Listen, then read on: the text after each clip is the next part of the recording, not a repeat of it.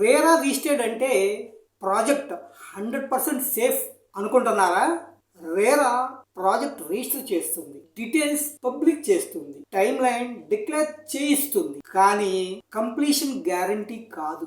Delay అవ్వదని guarantee ఇవ్వదు.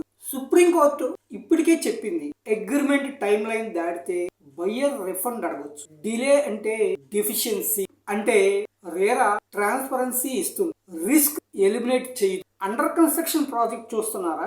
RERA number verify చేశారా?